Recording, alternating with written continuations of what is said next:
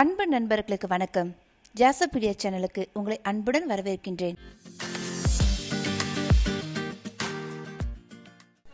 இன்னைக்கு நாம கேட்க போறது ஒரு கதை கிடையாது. அதற்கு பதிலாக இன்னைக்கு நாம ஒரு சில விஷயங்களை தெரிஞ்சுக்க போறோம். ஒரு ஊர்ல கோயில் எவ்வளோ ஒரு முக்கியமான ஒன்று என்பதை பத்தி தெரிஞ்சுக்க போறோம்.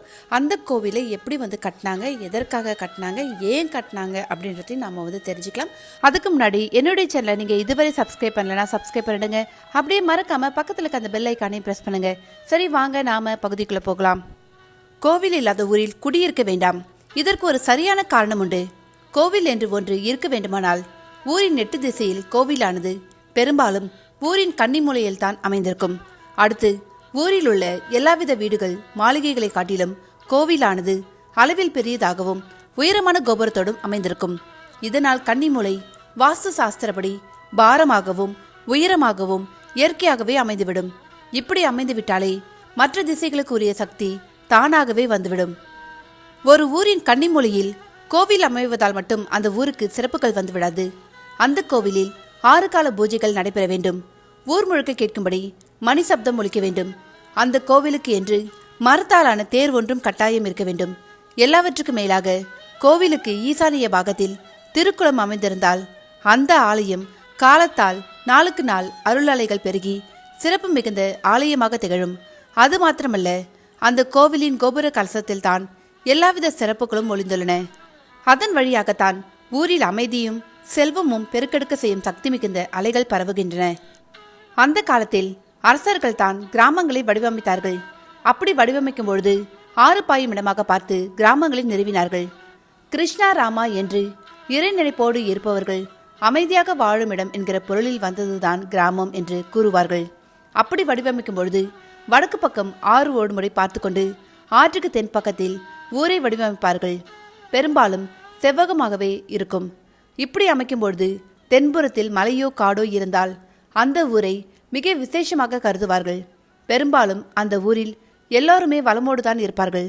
அப்படி வடிவமைக்கப்படும் ஊரின் சிறப்பையும் ஏதாவது ஒரு விதத்தில் குறித்து வைப்பார்கள். எழுதி வைப்பது ஒரு விதம். கோவிலுக்குள் சங்கீத பாஷையில் சிற்பங்கள் மூலமாக செதுக்கி வைப்பது இன்னொரு விதம். குறிப்பாக ஒரு ஊரின் கோவில் கோபுரம் அந்த ஊரை பற்றிய நன்மை தீமைகளை சொல்லும் விதமாக இருக்கும்.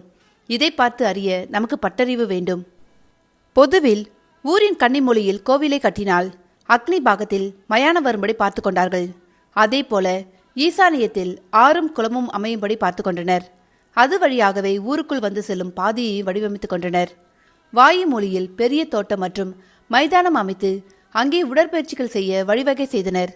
ஊரின் நட்ட நடுவில் ஒரு பெரிய கல்மண்டபம் எழுப்பி அங்கிருந்து 4 புறமும் 4 திசை நோக்கி செல்ல தெருக்களை உருவாக்கினார்கள். கல் மண்டபத்தை சுற்றி வேலி போட்டு அதன் மையமான பிரம்ம பாகத்தில் எவர் காலும் படாதபடி பார்த்து கொண்டனர். இப்படி மிக சரியாக திட்டமிட்டு உருவாக்கப்பட்ட எந்த ஒரு ஊரும் காலத்தால் வளராமல் போனதே இல்லை.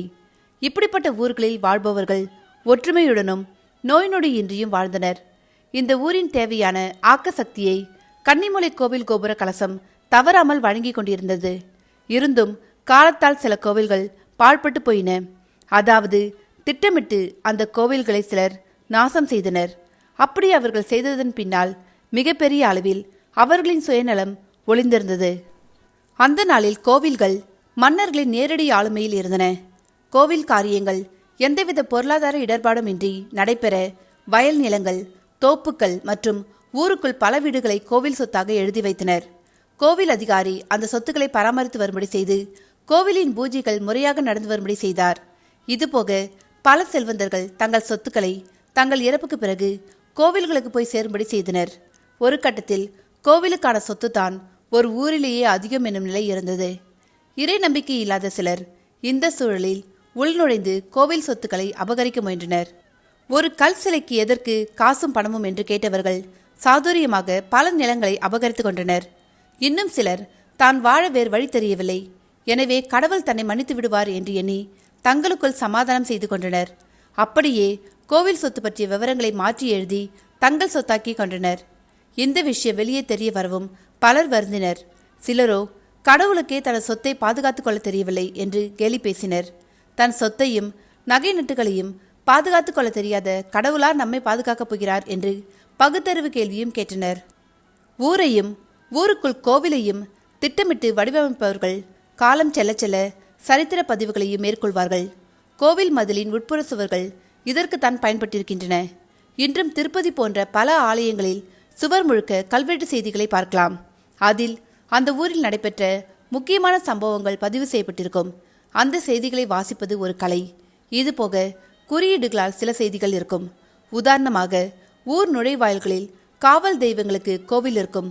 பக்கத்திலேயே சுமை தாங்கி கற்கள் நடப்பட்டிருக்கும். அதே போல ஊரில் சில இடங்களில் கல்லால் செதுக்கப்பட்ட திரிசூலங்கள் பதிக்கப்பட்டிருக்கும். சம்பந்தமே இல்லாமல் 4 தெருக்கள் கூடும் மையத்தில் பிள்ளையார் சிலை வைக்கப்பட்டிருக்கும்.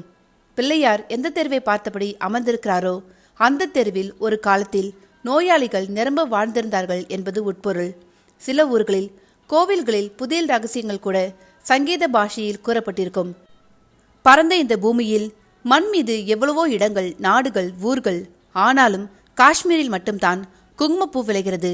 மற்ற பனிப்படர்ந்த நாடுகளான அண்டார்டிகா, அலாஸ்காவில் கூட குங்குமப்பூ கிடையாது. அதே போல எவ்வளவோ ஆறுகள் இந்த மண் மீது ஓடினாலும் ஒரு கங்கை நீரினுள் காணப்படும் ஜீவ அணுக்கள் வேறு எதனிலும் இல்லை. இந்த உலகிலேயே 3000 நீள அகலத்துக்குள் எல்லாவிதமான நில அமைப்புகளோடும் நீர்வளத்தோடும் உள்ள ஒரே நாடு நமது பாரதம்தான். தேன் உள்ள மலர்களிடம்தான் தேனீக்கள் இருக்க முடியும். அதுபோல இப்படி ஒரு அமைப்புள்ள மண்ணில்தான் அருளாளர்களும் பெருகி கிடந்தனர். இவர்கள் பிரபஞ்ச ரகசியங்களை அறிந்து கொண்டு அவைகளை பின்வரும் சந்ததியினருக்கு கூறிவிட்டு சென்றுள்ளனர். அப்படி அவர்கள் கூறியவை எவ்வளவோ. அவைகளில் கால நேரம் தொடர்பான ரகசியங்களும் மனித சக்திக்கு மேலான ரகசியங்களும் எவ்வளவோ உள்ளன.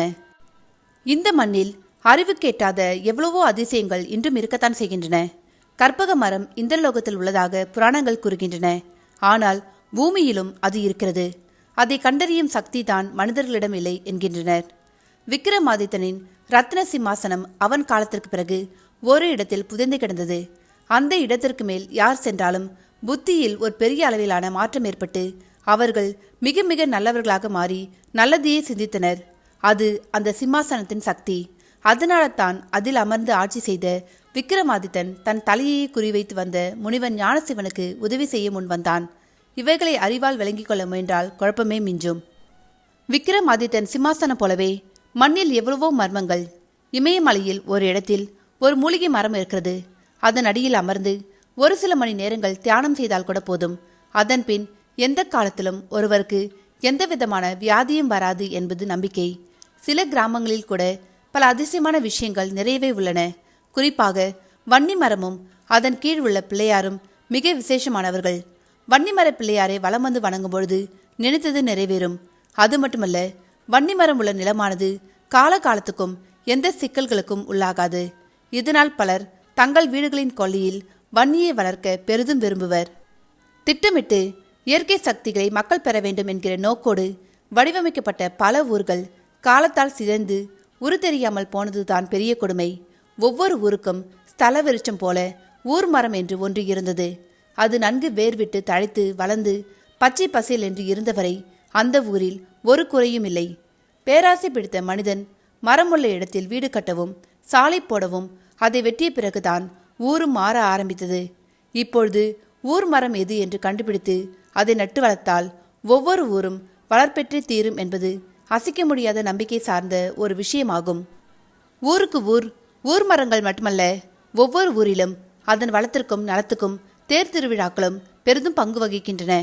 தேர் திருவிழாவில் தான் மொத்த மக்களும் ஒன்று கூடி தேரை இழுக்கின்றனர். அத்தனை பேரும் அப்படி சேர்ந்து இழுத்தால்தான் தேரு நகர முடியும். இதனால் ஒற்றுமை உண்டானது.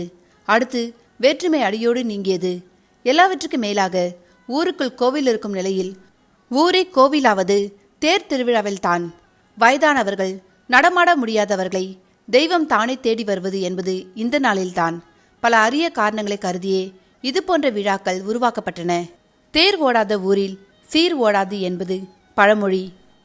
அந்த நாளில் சில ஊர்கள் வறட்சியால் வாடின. மக்கள் தண்ணீரின்றி செத்து விழுந்தன. கால்நடைகளும் நீரின்றி தவித்த பொழுது அந்த ஊர் பக்கமாக வந்த சில சித்தர்கள் அதற்கான காரணத்தை கண்டறிந்து போக்கினர். மழை பெய்வது இயற்கையின் கையில். அதற்கு ஒரு ஊரின் அமைப்பு என்ன செய்யும் என்று கேட்கலாம். ஆனால் சித்தர்கள் மழை பொய்க்காமல் இருக்க நுட்பமான பல வழிமுறைகளை தெரிந்து வைத்திருந்தனர். அதன்படி அவர்கள் ஊரின் முக்கியமான இடங்களில் ஓங்கி வளர்ந்து நிற்கும் மரங்களையும் வெட்ட வெளியில் சில கற்களையும் நட்டு வைத்து சென்றனர். கொதிக்கும் வெயில் நேரங்களில் கல் மரங்களில் அக்னி அலை உருவாகும். குளிர் நிழல் மரங்களிலோ அதற்கு நேர் எதிரான அலை உருவாகும். இரண்டும் கலந்திரும் பொழுது அது ஒருவித ஜீவ வாயுவாக மாறி மேலெழும்பும். அப்பொழுது சுற்று வட்டாரத்தில் சுமாரான அளவு கார்மேகங்கள் இருந்தாலும் அவைகளை அந்த வாயுக்குள் இழுத்திட அங்கே மழை பெய்யும் ஒரு வாய்ப்பு உருவானது. இன்று ஊரில் அப்படிப்பட்ட பல சிறப்புகளை நாம் விரிவாக்கம் என்கிற பெயரில் எழுந்துவிட்டோம். ஒரு நல்லது என்றால் ஒரு கெட்டது என்பதும் கூடவே இருக்கும். அதுதான் கலியுகத்தின் குணம். எவ்வளவுதான் அழகான உருவமாக இருந்தாலும் அவர் நிழல் கருப்பாகவே இருக்கும். தீயது இருந்தால் அன்றி நல்லதன் அருமை பெருமைகள் அறியப்படாது. கடவுள் நெறி சார்ந்த விஷயங்களிலும் நாத்திகம் சார்ந்த விஷயங்களால் தான் ஆன்மீகம் பெரிதும் பலமும் மதிப்பும் கொள்கிறது. அருள் என்னும் பொழுதே இருள் என்பதும் உடன் தொக்கி நிற்கிறது. அருளுக்கு எதிரான விஷயங்களும் அருளுக்கு இணையாக போட்டியிடும். என்ன நண்பர்களே, இந்த பதிவு கேட்டிங்களா? இந்த பதிவு உங்களுக்கு பிடிச்சிருந்துச்சுன்னா லைக் பண்ணுங்கள், உங்கள் நண்பர்களுக்கும் ஷேர் பண்ணுங்கள். நன்றி, வணக்கம்.